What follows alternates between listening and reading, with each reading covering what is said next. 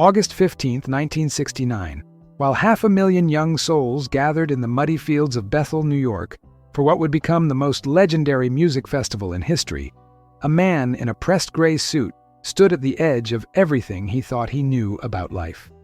Richard Hayes, 34, senior executive at Manhattan's most prestigious investment firm, had driven up from the city not to experience Woodstock, but to witness what he called the madness of a generation.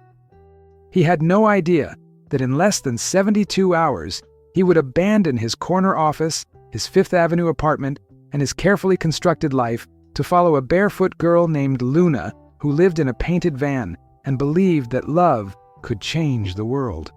Richard's life had been built on predictability. Every morning at 6:30 a.m., the same black coffee, the same Wall Street Journal, the same elevator to the 42nd floor where he managed portfolios worth millions. His colleagues respected him, his clients trusted him, and his mother approved of his success. But behind the tailored suits and confident handshakes, Richard felt like he was suffocating. The corporate world that had given him everything had somehow left him with nothing that mattered. He worked 14-hour days, went home to an empty apartment, and wondered if this was all there was to life. When news of Woodstock dominated the headlines, he saw it as an opportunity to understand what was driving young people to reject everything his generation had built.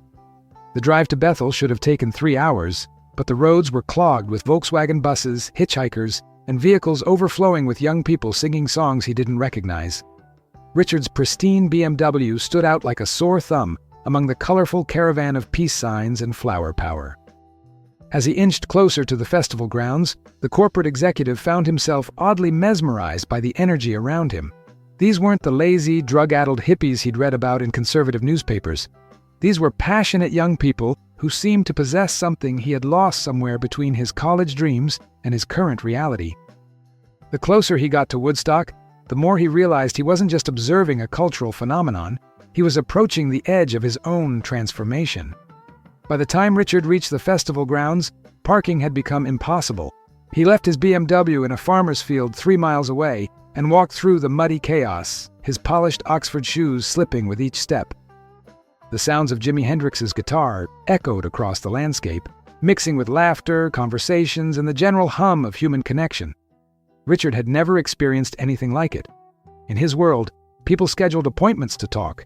Here, strangers shared food, offered blankets, and welcomed him with genuine smiles despite his obvious outsider status. As he navigated through the crowd, dodging sleeping bags and improvised campsites, Richard felt simultaneously out of place and strangely at home. The business world had taught him to see people as clients, competitors, or assets. Here they were simply human beings sharing a moment in time. And that's when he saw her. Luna Martinez was dancing barefoot in the mud, her long auburn hair flowing like silk in the afternoon breeze. She wore a flowing peasant dress decorated with hand-embroidered flowers, and her arms were adorned with silver bracelets that caught the sunlight as she moved. But it wasn't her appearance that stopped Richard in his tracks. It was the pure joy radiating from her entire being. She danced not for an audience, but for the sheer pleasure of movement, as if music flowed through her veins instead of blood. When their eyes met across the crowded field, Richard felt something he hadn't experienced in years, the sudden, overwhelming sensation of being truly alive. Luna smiled at him, a warm, knowing expression that seemed to see straight through his business suit to the person he used to be before the world taught him to hide his dreams. Luna approached him with the confidence of someone who had never learned to fear strangers. "You look lost, corporate man," she said, her voice carrying a slight Spanish accent that made even the simple words sound like poetry. "Are you here for the music, or are you here for something else?" Richard found himself speechless, a rare occurrence for someone who made his living through persuasive conversation. Standing before this free-spirited woman, who seemed to embody everything his world considered impractical, he realized he didn't have an answer. "I'm not sure," he admitted, the honesty surprising him. Luna laughed, a sound like wind chimes in a gentle breeze. "That's the most honest thing anyone said to me today. Come on, let me show you what you're missing." Without waiting for his response, she took his hand and led him deeper into the festival, away from everything he thought he knew about life. Before you continue this incredible journey with us, make sure to subscribe to our channel for more amazing stories of love, transformation, and the moments that change everything.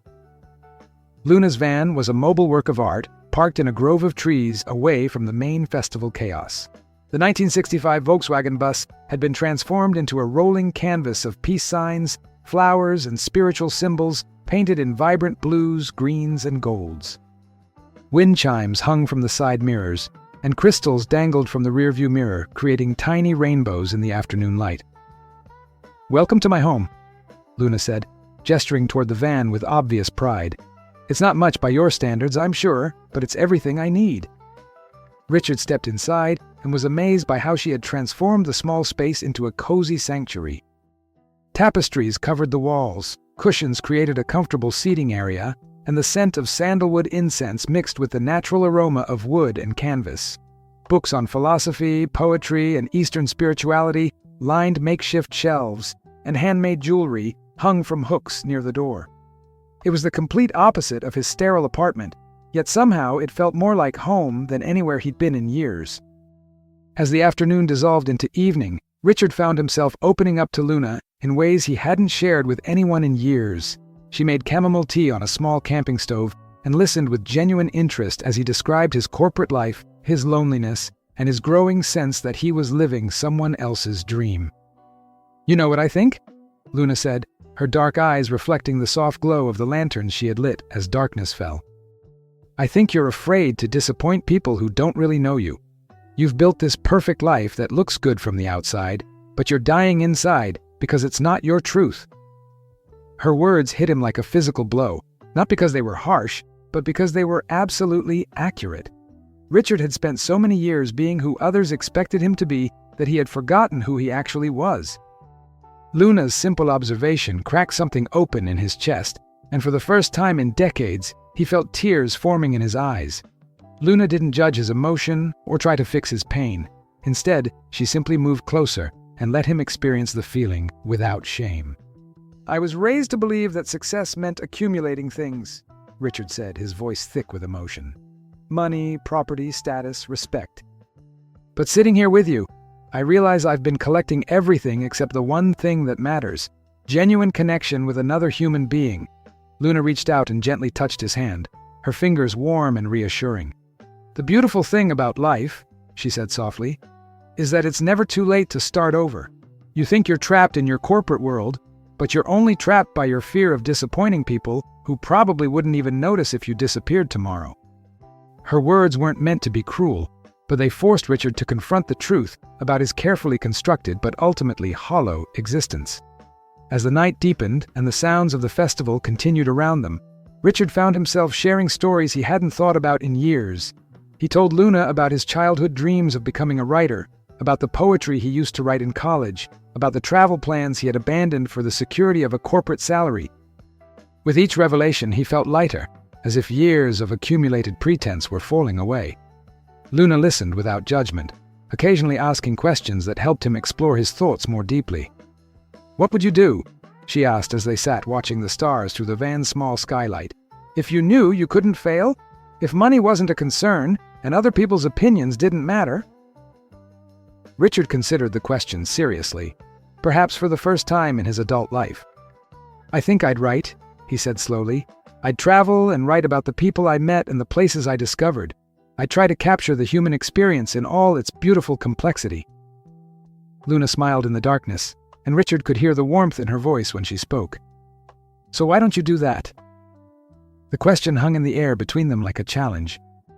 Richard started to explain all the reasons why it was impossible: his responsibilities, his commitments, the expectations of others.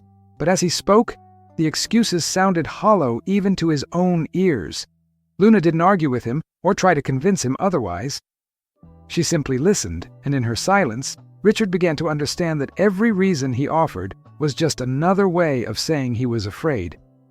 Afraid of failure, afraid of judgment, afraid of discovering that maybe he wasn't as talented as he had once believed. But sitting in this painted van with this extraordinary woman who had built a life around following her heart, Richard began to wonder if the real failure might be never trying at all. As the first day of Woodstock came to an end, Richard Hayes faced a choice that would define the rest of his life. The second day of Woodstock dawned gray and drizzly, But Richard woke up feeling more energized than he had in years. He had slept on the van's small fold-out bed while Luna took the cushioned seating area, and despite the unfamiliar surroundings, he had slept better than he had in months. Luna was already awake, sitting outside the van playing a small acoustic guitar and singing softly to herself. Her voice was clear and pure, carrying a melody that seemed to blend perfectly with the morning sounds of the festival awakening around them. "Good morning, corporate man," she said with a playful grin when she noticed him stirring. "How do you feel about becoming a hippie for a day?" Richard laughed, a genuine sound that surprised him with its naturalness. "I'm not sure I have the right clothes for it," he replied, looking down at his wrinkled suit. Luna's eyes sparkled with mischief. "I think I can help with that." Within an hour, Richard Hayes had undergone a transformation that would have shocked his Wall Street colleagues. Luna had somehow produced a pair of faded jeans, a colorful tie-dyed shirt, and a leather headband that she playfully positioned on his head. "There," she said, stepping back to admire her handiwork. "Now you look like someone who might actually enjoy life." Richard caught his reflection in the van's side mirror and barely recognized himself. Without the armor of his business suit, he looked younger, more relaxed, more human. Luna took his hand and led him toward the main festival area, where the music was already beginning and the crowd was gathering for another day of peace, love, and music. As they walked together, Richard noticed how people smiled at them, how strangers offered friendly greetings, how the simple act of looking like he belonged had made him part of something larger than himself. The music that day was transcendent. Country Joe McDonald, 10 Years After, and Joe Cocker took the stage, each performance building on the energy of the last. But Richard found himself less focused on the famous musicians and more captivated by the woman beside him. Luna knew every song, sang along with infectious enthusiasm, and danced with a freedom that made everyone around her feel more alive. She introduced him to her friends, a diverse group of artists, philosophers, and free spirits who had rejected conventional society in favor of authentic living. They welcomed Richard without question, sharing their food, their stories, and their dreams with the generosity that defined the hippie movement. For the first time in years, Richard felt like he was part of a community rather than just a cog in a corporate machine. As the afternoon progressed, Richard found himself opening up to Luna's friends about his corporate life, but instead of the usual admiration his success typically generated, he was met with gentle curiosity and sometimes pity. "Man, that sounds like a prison," said a young artist named Rainbow who was painting portraits for anyone who wanted one. "How do you breathe in that world?" The question wasn't meant to be insulting, but it forced Richard to confront the reality of his existence from an entirely different perspective. In the corporate world, his achievements were impressive. Here, among people who valued authenticity over accumulation, his life seemed almost tragic. Luna squeezed his hand reassuringly, sensing his discomfort. "Everyone has to find their own path," she said diplomatically. "Richard's just exploring what his might be." That evening, as Santana's electric guitar soared across the festival grounds, Luna and Richard found themselves alone again in her van. The intimacy of the small space and the emotional intensity of the day had created a connection between them that felt both sudden and inevitable. "I need to tell you something," Luna said, her voice serious for the first time since they'd met. "I'm not just running away from something, I'm running towards something. This lifestyle, this freedom, it's not about rejecting responsibility. It's about choosing responsibility for my own authentic self rather than living up to other people's expectations." Richard nodded, understanding exactly what she meant. "I've been responsible to everyone except myself," he replied. "I've been so busy being who I thought I should be that I forgot who I actually am." Luna moved closer to him, her presence warm and comforting in the dim light of the van. "So who are you, Richard Hayes? Underneath all that corporate training and social conditioning, who is the real you?" The question hung in the air between them, and Richard realized he didn't have an immediate answer. Who was he when he stripped away the job title, the salary, the apartment, the possessions that had defined his identity for so long? "I think," he said slowly, "I'm someone who wants to matter. Not in the way that money or status makes you matter, but in the way that human connection makes you matter. I want to touch people's lives, to understand their stories, to help them feel less alone in the world." Luna's smile in the flickering candlelight was radiant. "That's the most beautiful thing you've said since I met you," she whispered. And then, without another word, she kissed him. It was a kiss that tasted like freedom, like possibility, like the promise of a completely different life. Richard had kissed many women in his 34 years, but he had never experienced anything like this, a kiss that felt like coming home to himself. They spent the night talking, kissing, and sharing dreams that Richard had buried so deep he had forgotten they existed.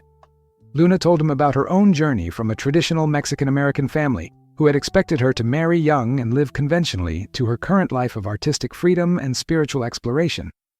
"My parents think I'm lost," she confided, "but I've never felt more found. I wake up every morning excited about what the day might bring, not because I have it all planned out, but because I'm open to whatever wants to emerge."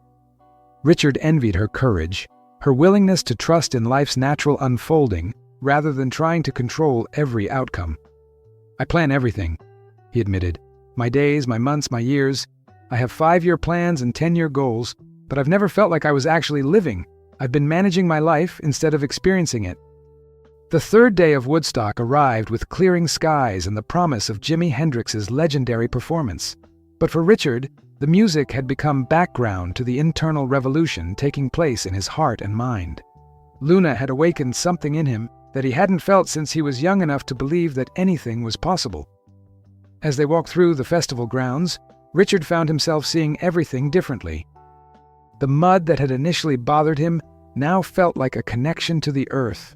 The chaos that had seemed disorganized now appeared to be a beautiful example of organic human community. The people he had initially judged as irresponsible dropouts now looked like individuals who had found the courage to live authentically. "I don't want to go back," he said suddenly, surprising himself with the statement. Luna stopped walking and turned to face him, her expression serious. "What do you mean?" "I mean, I don't want to go back to my old life," Richard said, the words tumbling out with increasing urgency. "I don't want to return to that sterile apartment, to that soul-crushing job, to pretending that accumulating money and status is the same thing as building a meaningful life. I want to find out who I really am when I'm not trying to be who everyone else expects me to be." Luna's eyes searched his face, looking for signs that this was just festival euphoria or a temporary escape from reality. "Richard, you're talking about giving up everything you've worked for your entire adult life. Your career, your security, your social standing, everything that most people spend their lives trying to achieve." He nodded, understanding the magnitude of what he was suggesting. "I know it sounds crazy, but sitting here with you, I realize that I've been working toward the wrong things. I've been climbing a ladder that's leaning against the wrong wall." Luna was quiet for a long moment, and Richard could see the conflict in her expression. She was clearly attracted to him, possibly even falling in love with him, but she was also wise enough to understand the difference between a temporary awakening and a permanent life change. "What would you do?" she asked carefully. "If you left your corporate life, how would you support yourself? Where would you live? What would your days look like?" Richard had been thinking about these questions all morning, and while he didn't have all the answers, he had the beginning of a plan. "I have savings," he said. "Enough to live simply for a couple of years while I figure things out. I could travel, write, maybe find work that actually means something to me. I could learn to live like you do, with less stuff, but more life." Luna smiled, but there was sadness in her eyes. "And what about us? Are you imagining that I'm part of this new life you're planning?" The question caught Richard off guard because, yes, he had been imagining exactly that. In his mind, his transformation and his growing feelings for Luna had become inseparable. "I was hoping," he said honestly, "that maybe we could explore this together. I know we just met, I know it's crazy, but I feel more connected to you than I have to anyone in years. Maybe decades." Luna took his hands in hers, her touch gentle but firm. "Richard, I care about you, more than I expected to care about someone I've known for 3 days, but I need you to understand something. You can't base a life-changing decision on a feeling you have for someone you barely know. If you're going to leave your corporate life, it has to be because you're called to something authentic within yourself, not because you're running toward me or away from your loneliness." Her words were wise and mature, but they also terrified him. What if his feelings for her were just part of the intoxicating escape from his regular life? What if, without her as motivation, he would lose the courage to change? As Jimi Hendrix began his iconic performance of The Star-Spangled Banner on the final morning of Woodstock, Richard Hayes stood at the crossroads of his life. The festival was winding down, people were beginning to pack up their belongings and prepare for the return to regular life, and he had to make a decision that would define his future. Luna had been characteristically honest with him the night before, making it clear that while she cared for him deeply, she wouldn't be his excuse for abandoning his responsibilities or his motivation for creating a new life. "If you're going to change," she had said, "you have to change for yourself, not for me. I'll support you. I'll even travel with you for a while if that's what you want, but I won't be responsible for your happiness or your transformation." Her words had stung initially, but as the night progressed, Richard realized they were exactly what he needed to hear. Any change that depended on another person's presence was ultimately fragile and unsustainable. The drive back to New York City was the longest 3 hours of Richard's life. He had exchanged contact information with Luna, who was planning to travel west toward California, and they had made tentative plans to meet in San Francisco in a few weeks. But as the festival grounds disappeared in his rearview mirror and the familiar skyline of Manhattan came into view, Richard felt the weight of his regular life pressing down on him like a physical force. His answering machine was full of messages from concerned colleagues. His secretary had left increasingly urgent notes about meetings he had missed, and his apartment felt like a museum of a life that no longer fit him. Richard stood in his Fifth Avenue living room, still wearing the tie-dyed shirt and jeans Luna had given him, looking at the expensive furniture and corporate awards that had once made him proud. Now they felt like evidence of time wasted, of a life lived for all the wrong reasons. Monday morning arrived with the relentless inevitability of sunrise. Richard stood in his walk-in closet, looking at the rows of identical gray and navy suits that had been his uniform for over a decade. Each one represented a day of his life spent in service to goals that no longer held any meaning for him. He selected a suit almost automatically, but as he began to dress, he caught sight of himself in the mirror. The man looking back at him seemed like a stranger, someone playing a role in a play he no longer wanted to be in. Richard made a decision that would have been unthinkable just a week earlier. He put the suit back on its hanger, put on the clothes Luna had given him, and walked out of his apartment toward a conversation that would change everything. His colleagues' reactions when he arrived at the office were a mixture of concern, confusion, and barely concealed judgment. "Hayes, what the hell are you wearing?" his boss demanded. "And where have you been for the last 3 days?" The conversation with his boss was everything Richard had expected, and nothing he was prepared for. Charles Morrison, the firm's managing partner, was a man who had built his career on the premise that success required complete dedication to the company's interests above all else. He looked at Richard's casual clothes and relaxed demeanor with the same disgust he might have shown for a plague carrier. "I don't know what kind of midlife crisis you're having, Hayes, but you need to get your priorities straight. You have responsibilities here, clients depending on you, a reputation to maintain." Richard listened quietly, understanding that Morrison wasn't just defending the company's interests, he was defending an entire worldview that Richard had once shared. "I understand your concern, Charles," Richard replied calmly, "but I need to be honest with you. I don't think I can continue in this position. I need to take some time to figure out what I really want to do with my life." Morrison's face turned red with indignation. "What you want to do? You're 34 years old, Hayes." "This is what you do. This is who you are." "No," Richard said, surprising himself with the firmness in his voice. "This is what I've been doing. This is who I've been pretending to be, but it's not who I am." The words hung in the air between them like a declaration of war. Morrison stared at him for a long moment, clearly trying to process what he was hearing. "You're throwing away everything you've worked for," he said finally. "Your career, your future, your financial security. And for what? Some hippie nonsense you picked up at that ridiculous festival?" Richard understood that Morrison genuinely couldn't comprehend his decision, just as he himself wouldn't have understood it a week earlier. "I'm not throwing anything away," he replied. "I'm finally picking up the pieces of the life I abandoned when I convinced myself that security was more important than authenticity. I'm choosing to become who I actually am instead of who I thought I should be." The resignation process took 2 weeks to complete, during which Richard experienced every emotion from relief to terror to profound sadness. His colleagues treated him with a mixture of pity and suspicion, unable to understand why someone would voluntarily leave a successful career. His mother was devastated, convinced that her son had suffered some kind of mental breakdown. His few friends from the corporate world distanced themselves, as if his decision to leave might somehow be contagious. But through it all, Richard felt a growing sense of lightness, as if he was finally exhaling after holding his breath for years. He sold his apartment, donated most of his possessions to charity, and kept only the things that had genuine meaning to him. In the end, his entire life fit into 2 suitcases and a backpack. The man who had once prided himself on accumulating possessions discovered that he felt more free with less than he had ever felt with more. The reunion with Luna in San Francisco was everything Richard had hoped for and nothing like he had imagined. She was staying in a commune in the Haight-Ashbury district, living in a house with 15 other people who had all chosen alternative lifestyles for various reasons. Richard's arrival was met with curiosity and acceptance from the group, but it was clear that his journey was just beginning. Luna was proud of him for following through on his decision to leave corporate life, but she was also careful not to let their relationship become the entire focus of his transformation. "You need to find out who you are when you're not trying to impress me," she said with her characteristic honesty. "And I need to make sure I'm not just your guide to a world you're curious about. We both need to be whole people choosing to be together, not incomplete people trying to complete each other."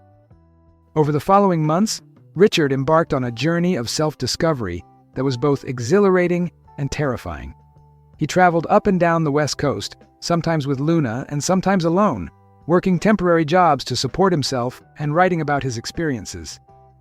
He picked fruit in California's Central Valley, worked construction in Oregon, and spent a month helping rebuild homes in a small town that had been damaged by flooding. Each experience taught him something about himself and about the diverse ways people created meaning in their lives.